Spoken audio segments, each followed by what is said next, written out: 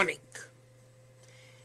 In international relations, we always sign agreements which are in the best interest of the country. Personal likes, personal dislikes, prejudices have no meaning in diplomacy or in signing agreements or in taking a decision. Of course, in case you find some long-term benefit, you can do so. But just to follow the leader, or because you feel that the present incumbent is your friend and the coming incumbent in power is not so close to you, does not mean that you should take steps or sign agreements which can have serious repercussions. One serious decision taken by the duo of North America, Obama, Justin Trudeau, has dimensions that have not been thought of. Both of them recently signed an agreement, and the agreement was to ban all drilling in the Arctic, while USA banned it for 15 years, Canada has banned it for 5 years. This agreement can have very serious repercussions, as I said earlier, because this agreement is not in consonance with the national needs. There is a long-term sustainable economy of Arctic which can be jeopardized. The oil and gas development in US waters, in Chukchi and Beaufort seas, is not comparable to oil drilling in Arctic. And Canada's 5-year ban on licensing of all drilling in Arctic waters would have effect on climate, yes, positive, on marine science, positive, on economy, negative, on international trade, negative, on navigation, negative, on prosperity of the North, negative. It has revised and put in cold storage, looking north policy of Stephen Harper.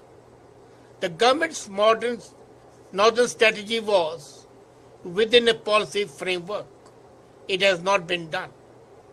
You remember that in 2016, for the first time, a 13-deck, 1,000 passenger Crystal ship, SS Crystal, sailed in Arctic, the first cruise ship.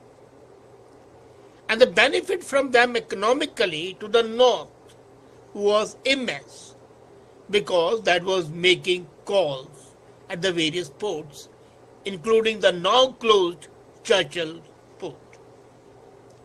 You see, when a cruise ship goes and 1,000 people are there, and they make, say, 2 calls at 2 ports, the people will get out, and the economy of those towns would appreciably become better. Now, when the drinking and the oil rigs were a major attraction, apart from the floating glaciers and the ice mass of Arctic. Unfortunately, our leaders have not thought that whether they ban oil rigging or not, the climate change is a matter of life. It's something which cannot be changed.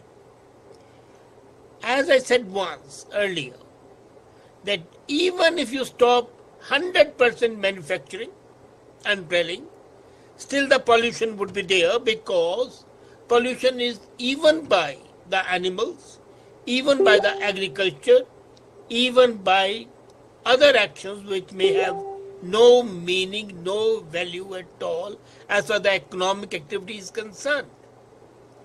Now, this vast fragile region of Arctic plays a huge role for the marine food web. And most important, it will be reflecting sunlight back into space. And that is a protection for the Arctic. There are 4 million people living in the Arctic Circle. 4 million people is not a small number. Well, compared to the world population, you might think it's small, but it's not. But let's not forget that the life of these 4 million people depends on economic activity. Otherwise, they are back to the Stone Ages. The last treaty that we had was under the UN Convention, the Laws of Sea. It was signed in 1982, and that treaty does not ban oil rigging.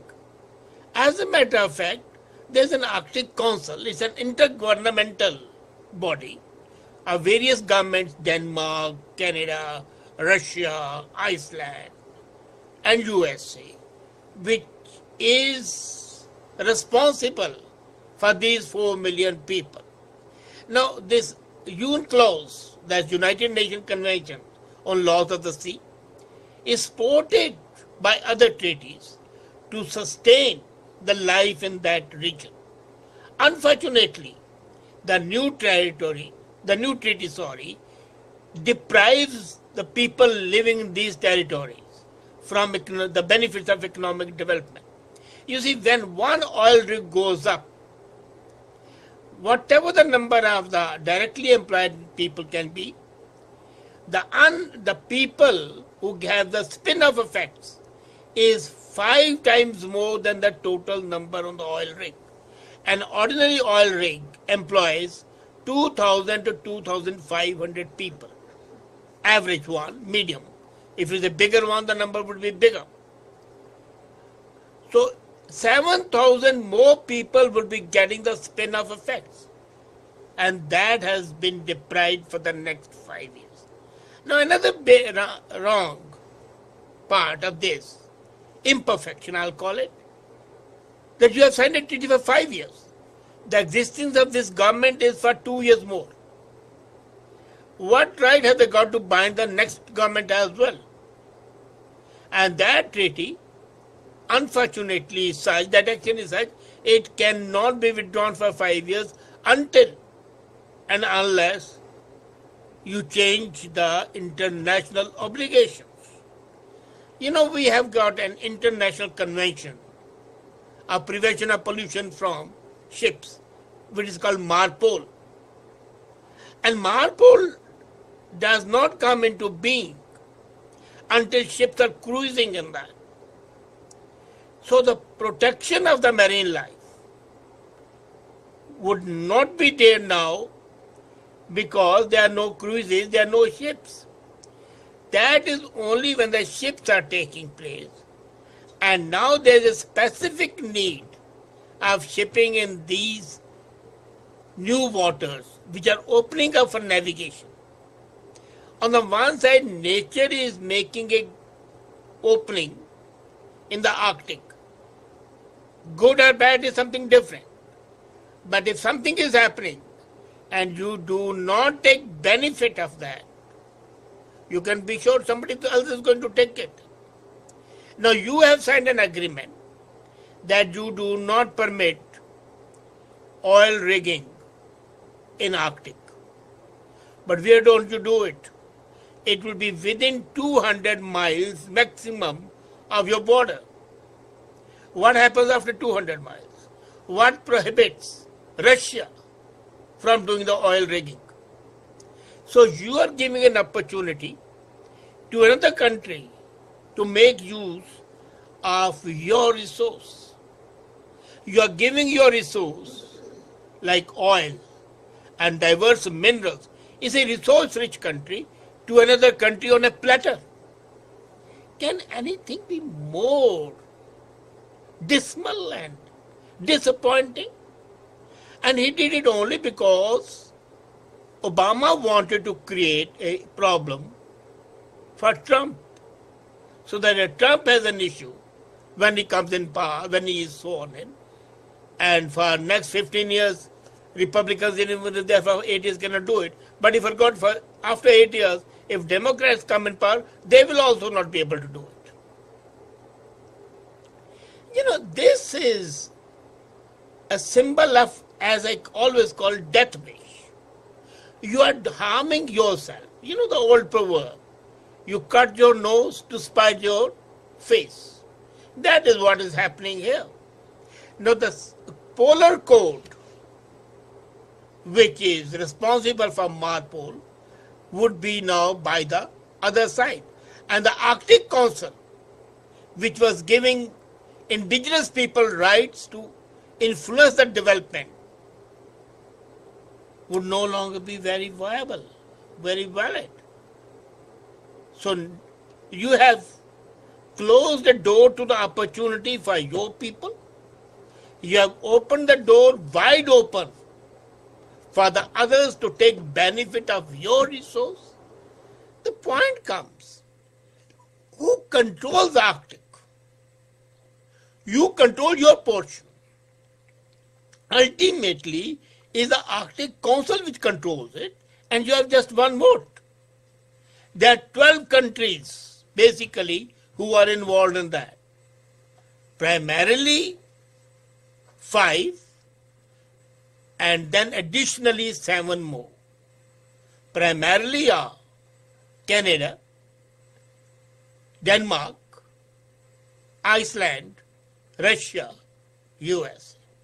Then Finland, Norway, and others come in because they are a bit away within 5 kilometers, 10-kilometer range, but that the main range under the Convention on the Seas, they are just a few kilometers away.